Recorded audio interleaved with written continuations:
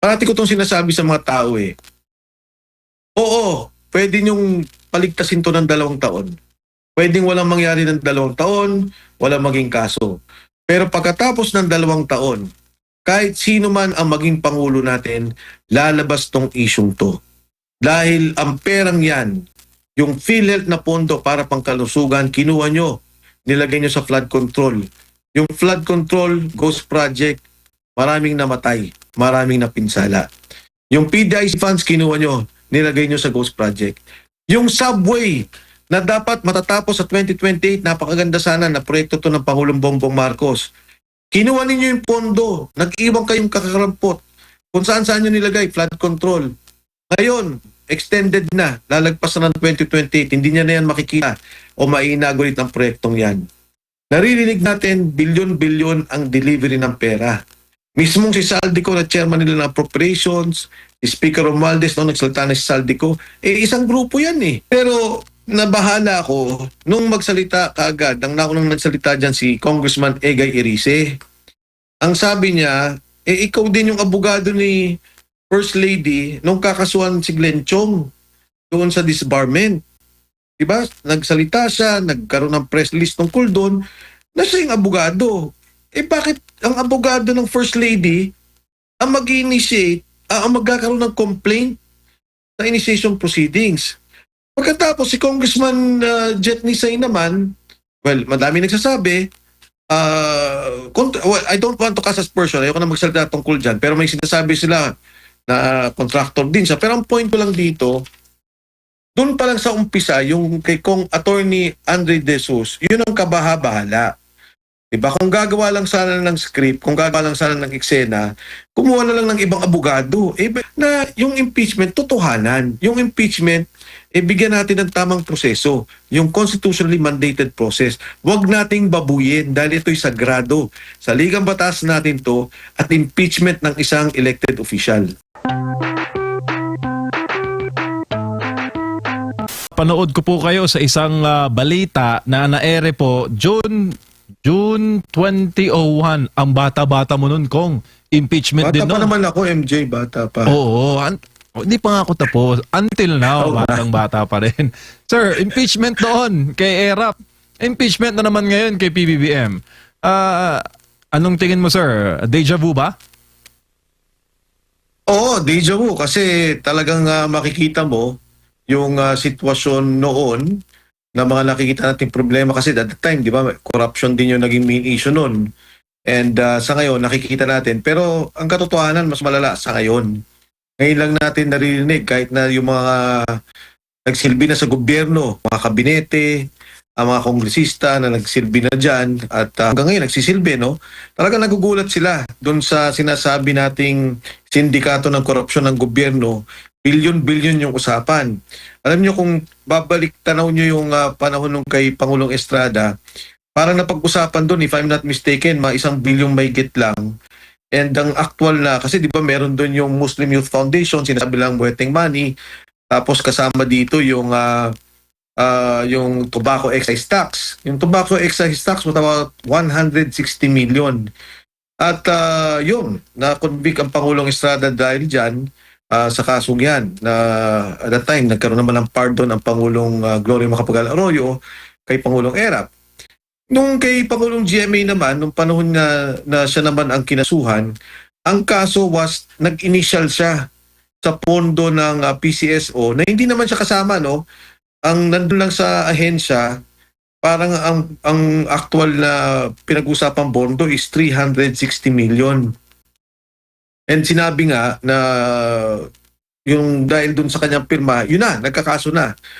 Dito, pagka pinag-usapan natin, isang issue pa lang. Doon pa lang tayo sa Bulacan, isang proyekto pa lang, bilyon-bilyon na yung pinag-uusapan.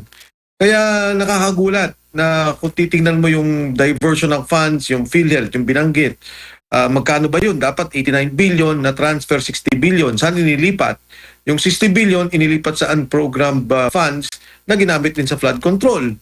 I'm sorry, yung talagang 60 billion ginamit sa flood control, dinivert. May pinag-uusapan na PDIC funds, 107 billion. Ito yung siguro o yung insurance natin sa bangko na ginamit din para dito sa flood control program. Tapos nakikita mo ngayon, no, yung si Alcantara, ang isinuli na diyang pera, kung di ako nagkakamali, parang 100 million ba o 120 million. May nagsoli na isang district engineer sa Mindoro ata yung 40 million. Parang napakalaki. Diyan pa lang tayo nag-uusap sa mga district engineer at yung kay Saldi ko na sinabi niya, deliver ako ng pera, 25 billion. Isang taon lang yun. E paano yung mga 3 taong nakaraan? Tapos ngayon, kanina sa committee hearing, ang pinag-usapan na delivery, 8 billion. So, nakakalula. Napakalaki ng mga pondong pinag-uusapan dito. Opo, by the trillions na nga, Kong, ang threshold ng korupsyon ngayon sa pamahalaan. Dati, 100 million lang yata yun. By the hundreds lang. Tapos, by the billions. Ngayon, trillion na pong pera ng bayan ang pinag-uusapan. Pero, Kong, ito pong impeachment complaint laban kay PBBM. Pag-usapan po natin, sir, yung mga grounds, no? Number 1 po doon, yung pag-surrender kay former President Duterte sa ICC. Kalawa, yung sinasabing adiksyon ng Pangulo, umano'y adiksyon na nakakaapekto raw sa kanyang paghuhusga at liderato.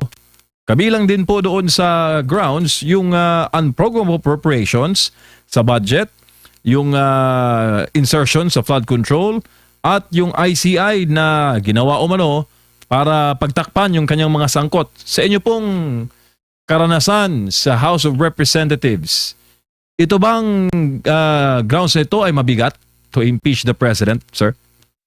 Alam mo, MJ, bago ko sagutin yung grounds na yan, ang critical kasi dito sa naging proseso ng impeachment, dati-rate, hindi klaro yung, hindi naman sa hindi klaro, kundi may house rules tayong tinatawag yung proseso na idinidikta ng alituntunin ng Kongreso. Kung yung rules ng Congress of the Philippines, yan ang sinusundan sa impeachment. Ngayon, dahil dun sa kaso nila kay VP Inday Sara, ikinlaro ng maganda. Ano ba, sabi ng Korte Suprema, teka lang, totoo may political yan at may legal yan.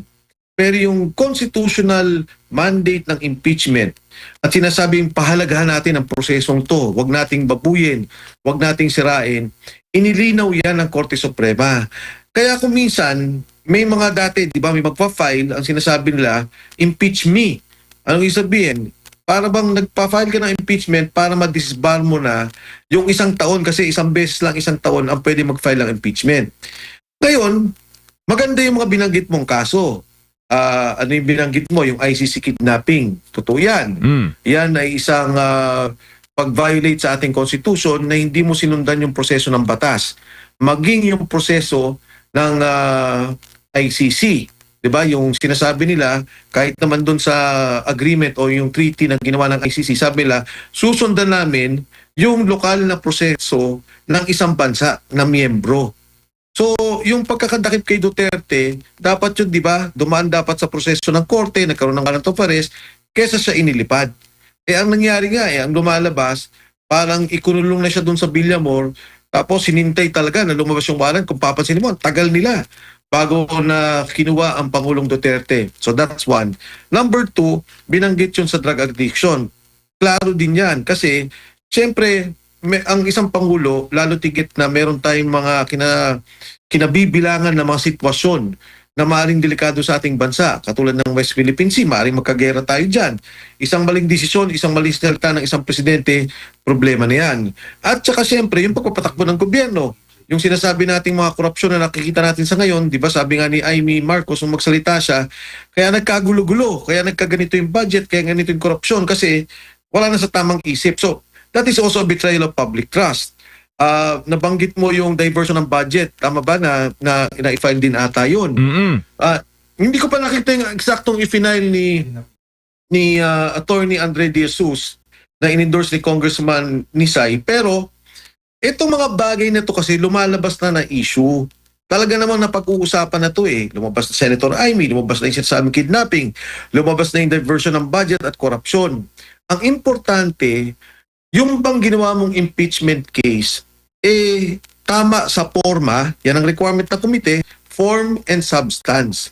Tama ba yan sa forma at tama ba yung substance? Pag nagkamali ka dyan, Pag sinabi lang, okay, tama yung form, maganda yung pagkakalatag mo, pero yung substance, mali, o hindi mo, para bang naglagay ka ng kung ano nung ebidensyang walang kwenta, mabovote lang dyan. Pwedeng iboto nila yan. Ngayon, ang kagandahan MJ Admar sa nangyari dun sa kay VP Inday Sara, hindi mo na pwedeng lukuhin ng impeachment. Sabi nila, pag kami nag-file ng impeachment, immediately dapat ibigay sa Speaker of the House. Si Speaker naman, kailangan niyang ilagay sa plenaryo within 10 days. Ilagay niya sa order of business, doon sa mga pag-uusapan o tatalakayin ng Kongreso. At ang plenaryo, kailangan ibigay sa Justice Committee within 3 days. Hindi mo siya pwedeng babuyin, hindi mo siya pwedeng patagalin, hindi mo siya pwedeng i-hold. Ngayon ang tanong, nag-file na tong si Congressman Nisay, nag-file na si Attorney Andre De Jesus. Yan ba makaka-apekto sa impeachment na magpa-file ng impeachment sa January 26? Hindi. Dahil lumalabas within 10 session days, dinefine niya hindi working days, session days. So January 26 is the first session day. At nagkaroon na ng desisyon dyan ang Korte Suprema na kahit na 10 kami nag-file, kahit na nag-file ng January 26, January 27, ay kaparti na to na kailangang pag-usapan ng komite kung i-consolidate nila, kung pagsasama-samahin nila. Hindi nila pwedeng lokohin yan o piliin o kunwari sabihin nila o tabi na tong iba kasi nauna to, hindi pwede. Kasi the first filing day is January 26. Alam mo, nung binilang ko yung deadline ng filing, kasi sabi ng Supreme Court, ano na to, mandatory, hindi nyo ministerial, hindi nyo pwedeng lokohin. January 26 to January 28, 3 days. Pag kinompute mo yan, kasi di ba every 3 days lang ang in a week and session days, tama ba MJ? Hanggang Miyerkules lang, Kong. Oo, dati kasi up to Thursday eh. So ngayon, ang deadline ng 10 plus 3, 10 session days to refer to the plenary, included in the order of business, and then the referral to the committee, yun ang magti-trigger ng impeachment eh. February 23 ang deadline. Tagal-tagal Pag pa. pinagsama-sama mo yung oras na yun. So, Kong, para po sa inyo, itong first impeachment complaint laban kay PBBM, is it true or a trap? Alam mo, ayoko namang magsalita ng hindi maganda dito kay Attorney Andre De Jesus at saka kay Congressman Nisay. Pero nabahala ako nung magsalita kaagad, ang naunang nagsalita dyan si Congressman Egay Erice. Ang sabi niya, ikaw din yung abogado ni First Lady nung kakasuhan si Glenn Chong doon sa disbarment. Diba? Nagsalita siya, nagkaroon ng press release tungkol doon, na siya yung abogado. Bakit ang abogado ng First Lady ang mag-initiate, ang magkakaroon ng complaint sa initiation proceedings? Pagkatapos si Congressman Jet Nisay naman, well, madami nagsasabi, I don't want to cast aspersion, ayoko na magsalita tungkol dyan, pero may sinasabi sila na contractor din siya. Pero ang point ko lang dito, doon pa lang sa umpisa, yung kay Kong Attorney Andre De Jesus, yun ang kabaha-bahala. Diba? Kung gagawa lang sana ng script, kung gagawa lang sana ng eksena, kumuha na lang ng ibang abogado. Itong abogado, naging abogado nila eh. Tingin ko naman, sa unang tingin pa lang, nakakabahala at medyo hindi ka panipaniwala. Pero bagamat ganun, hindi ko yan tinitingnan na problema para sa akin, dahil nga katulad na banggit ko, yung impeachment case ni VP Inday Sara, dinefine na ng Korte Suprema. Ang sabi ng Korte Suprema, oo, political yan, legal yan, pero dapat respetuhin natin ang saligang batas. Ang esensya na sinasabi ng mga provision ng saligang batas, kung ano yung spirit of the provision, kung ano yung gusto niyang talakayin nung provision na to, na yung impeachment, totohanan. Yung impeachment, bigyan natin ng tamang proseso, yung constitutionally mandated process. Huwag nating babuyin dahil ito'y sagrado. Sa ligang batas natin to at impeachment ng isang elected official. May parusa po bang ganun, Kong Mike, kung talagang sinadya para maging failure yung impeachment, para hindi na siya ma-impeach within the next 1 year? Mahirap kasi Admar patunayan yung ganun, di ba? Na sabihin natin na, hindi, ano ka naman para anong tawag do? Tanim ka naman tinanim ka dyan para ikaw ang mag-impeach. Napakahirap naman mag-question ng motibasyon. Yun lang naisip ko lang din, nung nabanggit kagad ni Congressman Irises, siya kagad na nagsalita, bakit naman nga ito yung abogado, parang hindi maganda. Opo. Doon naman po sa pagtanggap, wala po bang sir, wala po bang kailan pwedeng tanggapin yung impeachment, hindi pwedeng tanggapin yung impeachment kasi sabi mo nga 26 pa, January mag-uumpisa yung balik session sila. So kahit anong araw po ay pwede sila, kahit nakareses sila, pwedeng maghain po ng reklamo. Well, pwede naman, i-file na natin yan even before the first session day.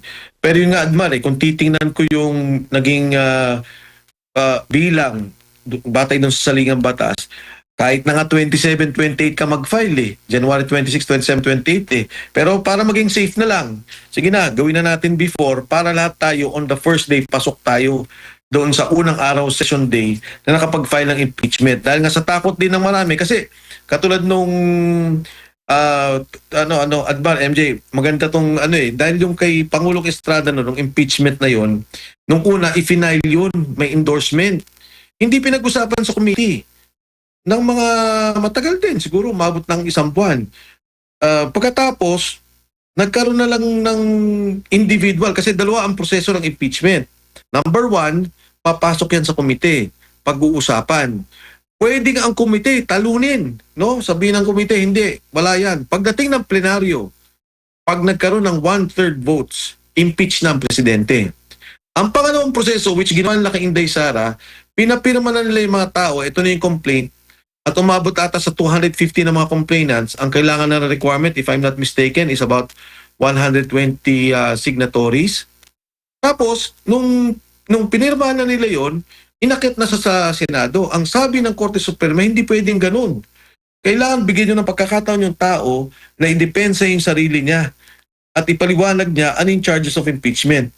Kaya kung babalikan mo yung kay Erap Estrada, sa kasalukuyan ngayon, mali ang naging proseso namin. Kung palang pumunta si Pangulong Estrada sa Supreme Court, sinabi niya, teka lang, in-impeach nila ako, hindi ako nakapagsalita, hindi ako nakapagdepensa sa sarili ko.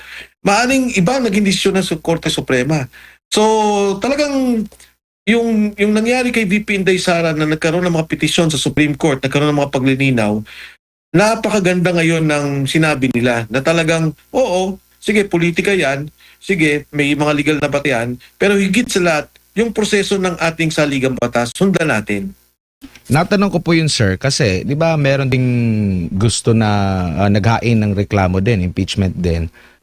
Yun si Cardema, dating Yusek Cardema, ng Duterte Youth Party List, kaso hindi tinanggap yung kanilang paghahain ng impeachment po. May kaibahan ba yun? Dito na hindi pa nag-uumpisa rin ang sesyon. Parang sinabi ata doon, wala doon yung SecGen na tatanggap. Di ba opisina po yung mismong tatanggap? Tama ka, Admar. Yun nga yung dati, mga usap-usapan nga ng mga, ano ba yan, unahan ba tayo, ganito ba, pero ngayon malinaw na Pag hindi pala na-receive, hindi pwede, ngayon hindi. Sinasabi nila, hindi. Pagtanggap mo dyan, immediately, no question asked, bigay mo kay speaker. Ikaw, speaker, no question asked, you are given 10 days. Within 10 days, i-refer mo sa plenary. At ikaw naman, plenaryo, yung buong kabuang kongreso, i-refer mo sa Committee on Justice. Yun ang trigger ng impeachment. For example, binaboy nila. Merong 10 na nag-file at yung isa lang ang ipinasok nila doon sa Committee on Justice, yung 10 days and 3 days, that is already grave abuse of discretion. Yun ang sinasabi ng Korte Suprema. Oo, kayo may karapatan. Oo, kayo may rules. Pero wag niyong babuyin ang saligang batas. Dahil ito yung sinasabi ng saligang batas, sundin ninyo ang mga salita, the wordings of the provisions of the Constitution. Nakikita nyo rin po ba na maisasabay din dito yung impeachment laban naman kay Vice President Sara Duterte? Though, merong mga bulong-bulungan, merong mga naririnig tayo na parang nawawalan na ba sila ng gana na suportahan dahil meron daw mas mabigat na usapin ang kinakaharap ng ating bansa? Well, Edmar, nakita mo naman, marami na rin nagsalita dyan. Kung sabi ng marami, Ito nga actually 125 million daw, di ba? Yun naman yung unang question nila, yung 500 million, di naman laki na question yun I don't know if that would be included. But i-total mo na, 625 million na pumasok na sa proseso ng COA. At sinasabi na nga ng COA, nagkakaroon na ng mga liquidation. And in fact, dun sa 125, I think, a large portion of that, naiayos na yung mga ito, bilyon-bilyon yung pinag-uusapan. Bilyon-bilyon yung mga nagiging problema. Tapos yung isa nga sabi niya, paano ko naman susuportahan yung impeachment? Sinasabi lang 11 million in 11 days yung kay BP Sara. Yung kay Presidente sabi nila 4.5 billion a year. Pagka divide mo by 365 days, that's 12 billion a day for 1 year. So, di ba, ang hirap at pag tinignan mo yung buong budget report, yung COA report ng lahat ng mga departamento, kahit ngayon, makikipagpustahan ako kahit magkano, bilyon-bilyon ang mga unliquidated, ang mga kailangan pang subject to liquidation ng iba't ibang mga ahensya because that is part of the process. Hindi sinabing merong anomalya. Ang sinasabi, ayusin mo yung mga submission mo, yung mga documentation mo. Doon lang sa DPWH, if I'm not mistaken, 100 billion ang mga may problema pa sa COA. Sa Department of Health, I would think about 50 billion. So, ito yung mga sinasabi na bakit ka papatol dito sa isang impeachment na walang basis. Ngayon, pumasok tayo kay Presidente. Bakit nagkaroon yung basis ng kay Presidente? Di ba, ang naging problema, nakita at na-establish na may ghost projects. Nakita yung kanyang mga kabinete involved sa mga delivery sa pagtanggap ng pera.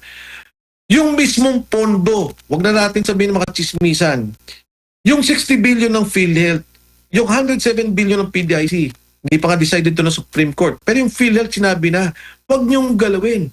Kinuha niyo yung pondo, nilagay niyo sa flood control. Yun, wala nang question doon, may papel doon, pinirma yun. That is a violation of the Constitution. Yung mga ODA funds, di ba? Alam mo, maintindihan ko, Admar, at saka MJ, kung kunyari, nagkaroon ng, di ba, itong ODA funds, ano ba to? Panay Guimaras Road, yung subway natin, yung North Rail, South Rail connection, yung ating South Rail, long haul. So, madami to, mga major projects. Kinuha mo yung pondo natin dyan, for about 2 years, about 400 billion yan. Naintindihan ko kung biglang nagkamarawi, nagkaroon ng biglang malaking problema. Teka lang, idadivert ko yung pondo. Kailangan ng tao dito ang tulong. Dinivert mo yung pondo, doon mo nilalagay sa flood control So these are the questions that I feel personally na mga violations ng ating saligang batas. Violation yan ng ating saligang batas. Yan ay actual violation of the Constitution, yung mga binanggit na betrayal of public trust na kailangan sagutin ng Pangulo.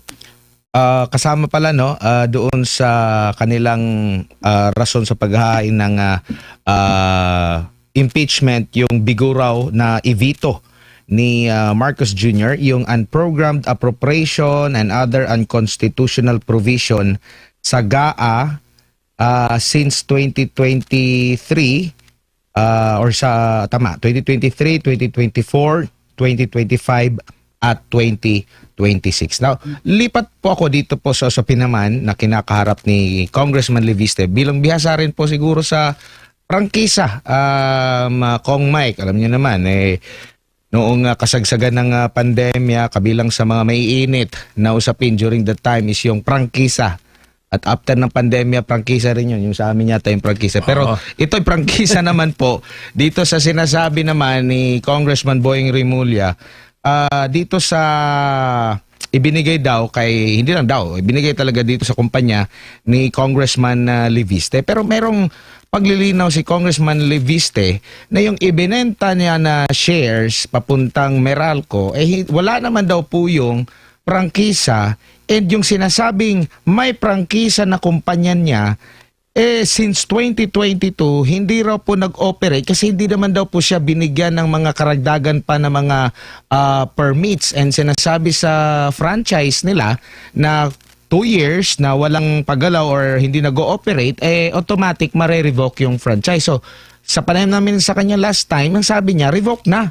Matagal nang na-revoke kasi 2 years. So 2024, na-revoke na ang kanya pong prangkisa dito. Kaya ito yung naglakas loob siya na sampahan ng libelo or damages itong si Yusek Castro at marinyang itinanggi yung naging paratang ni Ombudsman Remulla. Kong Mike, ano masasabi niyo po dito sa usaping ito? Alam mo, Anmar, yung kay Congressman Livisti kasi, sa aking nalalaman doon sa prangkisa, meron yung provision. Pag ibinenta mo, kailangan magkaroon ng approval ng Kongreso at Senado. So anyway, that is from my point of view. Nung makausap ko si Congressman Livisti, sabi ko, Kong, ano ba tong issue na to? Pwede mo bang ikwento sa akin? Sabi niya, sir, Kong, sabi niya, wag na natin pag-usapan yan kasi may mga tinatanong siya about proseso no dito sa budget na pinag-uusapan namin at saka ilang concerns doon. Sabi niya, bayaan mo lang sila. Pabayaan ko silang sumagot na magsalita at sasagutin ko lahat yan. Wala silang kaso laban sa akin. So, balikan ko doon sa nalalaman ko sa batas, doon sa kanyang prangkisa, pag ibinenta niya yon, meron siyang violation.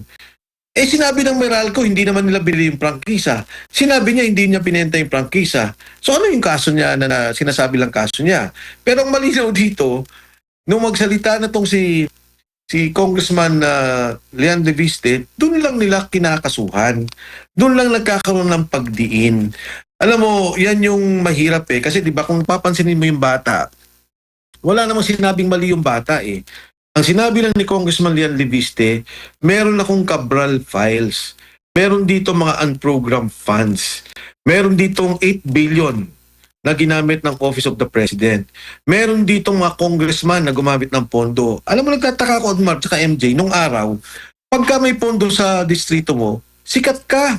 Pagmamalaki mo O ako nagpalagay ako ng 100 milyon para ayusin natin yung labor hospital dyan sa 3rd District of Quezon City. O dito po, nung araw kasi mahina yung tubig dito, nagpalagay ako ng overhead tank dito. Ito po ang pondong inilaan natin. At yan po'y buwis na binayaran nyo na serbisyong binabalik namin. Pinagmamalaki mo Ngayon natatakot pagka may pondo. Lalabas malaki pondo mo sa distrito. Di ba dapat para bang karangalan mo na nakakapagdala ako ng pondo dito, nagtayo ako ng eskwelahan, nagtayo ako ng ospital, inayos ko yung dialysis center. Siguro kaya natatakot yung iba, nagagalit sa kanya dahil puro flood control lang nangyari. So, for me, that is so wrong. Ngayon, Office of the President, anong masama kung may 8 billion ng Office of the President? Hindi ko alam. Di ba? Kasi kung ako yan, sinabi ng Presidente, ginamit ko yan para ayusin yung housing sa Marawi.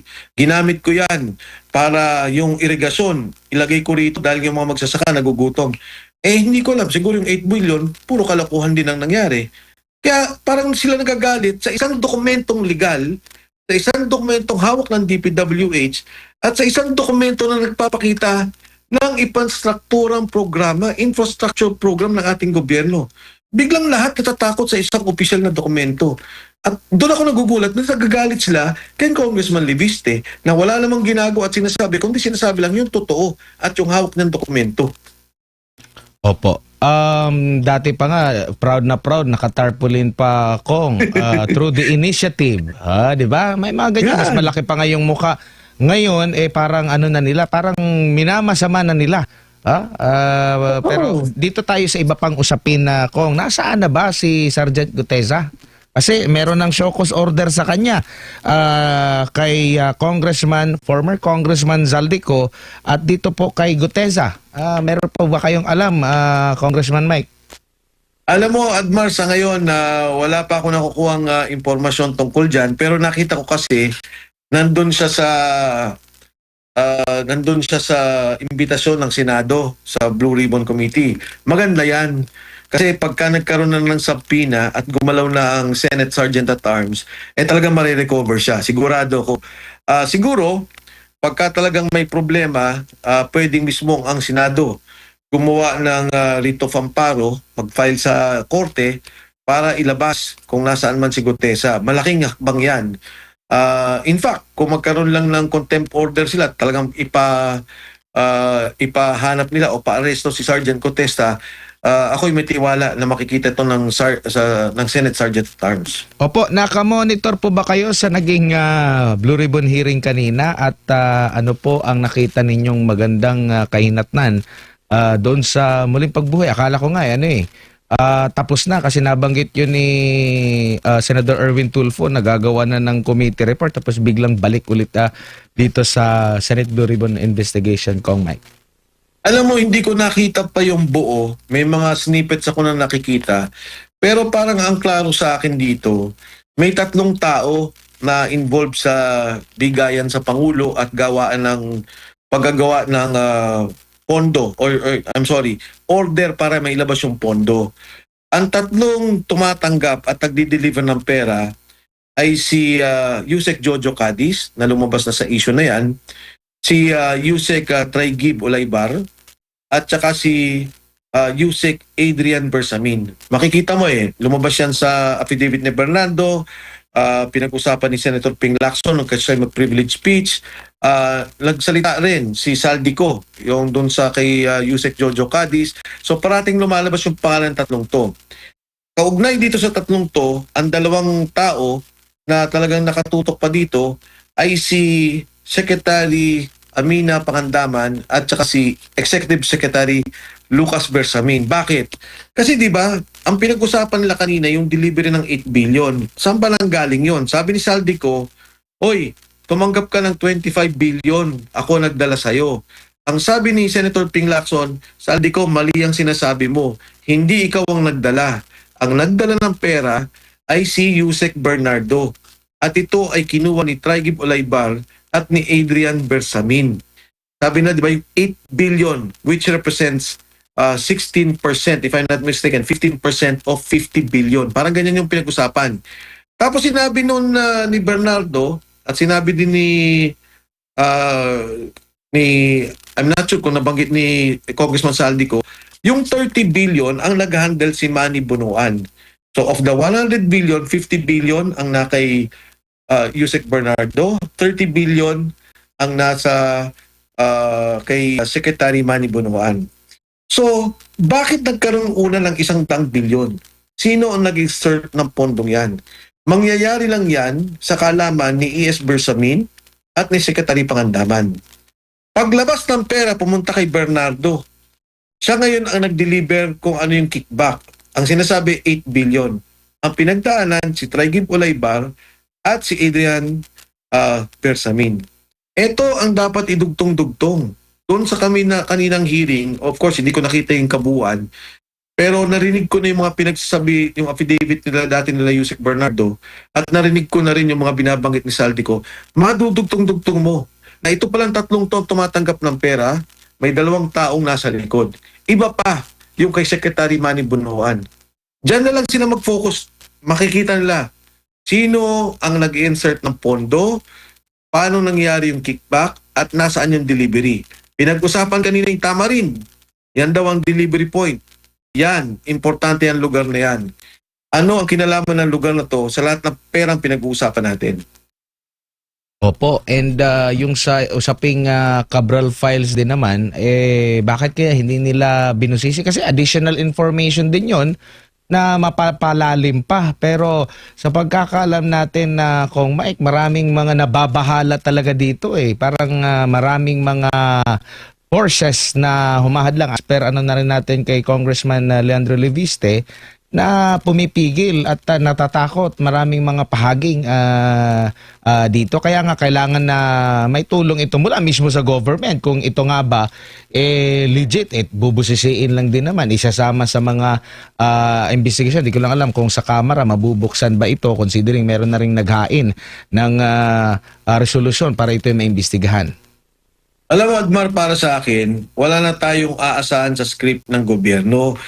Ilang beses ko na yan sinabi sa inyo, kahit na yung mga una pa nating interview, eto na yung yung script na nag-iiba. Hindi ko lang alam kung nagkaroon ng pagbabago na ngayon ang magiging mastermind na, di ba dati sabi ko si Saldico ang mastermind. Hindi ko lang alam kung ipipihit na nila to kay Speaker Martin Romualdez. Pero ang klaro sa akin sa lahat ng to, kung papakinggan mo lang yung hearing kanina at maging yung delivery ang pera, involved talaga ang Pangulo. Kung magkano ang nakuha niya, kung magkano ang hatian, hindi ko alam. Pero yung paglabas ng pera, pagpasok ng pera, pagkuha ng kickback at pag-deliver ng kickback, makikita mo yung mga tao dikit-dikit nakasama sa isyong to. Hindi ba si Yusek Jojo Cadiz, di ba nagsabi nila contractor din siya. Pagkatapos may 100 million project sa Ilocos, sa kanila din yun. Bakit ngayon naibalik? Hindi ko na maintindihan kung ano nangyayari. Ito namang sabi nila nagsisinungaling si Saldico, bigla naman natanggal si E.S. Bersamin at saka Secretary Pangandaman. Alam mo, sa lahat ng Toad Bar at sa MJ, parati ko itong sinasabi sa mga tao Oo, pwede niyong paligtasin to ng 2 taon. Pwedeng walang mangyari ng 2 taon, walang maging kaso. Pero pagkatapos ng 2 taon, kahit sino man ang maging pangulo natin, lalabas tong isyong to. Dahil ang perang yan, yung PhilHealth na pondo para pangkalusugan, kinuha nyo, nilagay nyo sa flood control. Yung flood control, ghost project, maraming namatay, maraming napinsala. Yung PDIC funds, kinuha nyo, nilagay nyo sa ghost project. Yung subway, na dapat matatapos sa 2028, napakaganda sana na proyekto to ng Pangulong Bongbong Marcos. Kinuha ninyo yung pondo, nag-iwan kayong kakarampot. Kung saan-saan nyo nilagay, flood control. Ngayon, extended na, lalagpas na ng 2028, hindi niya na yan makikita o ma-inaugurate ang proyektong yan. Naririnig natin, bilyon-bilyon ang delivery ng pera. Mismong si Saldico na chairman nila ng appropriations, si Speaker Romualdez nung nagsalita na si Saldico, isang grupo yan Chairman ng appropriations yan Yan ang nagpapasok ng mga pondo. So lalabas din tong isyong to. Makikita ba natin ang hustisya ngayon? Sana magabayan ang ating bansa ng Panginoon at talagang magkaroon talaga ng, kasi lumalabas, hindi mo mapigil ang paglabas ng mga tao at mga issue.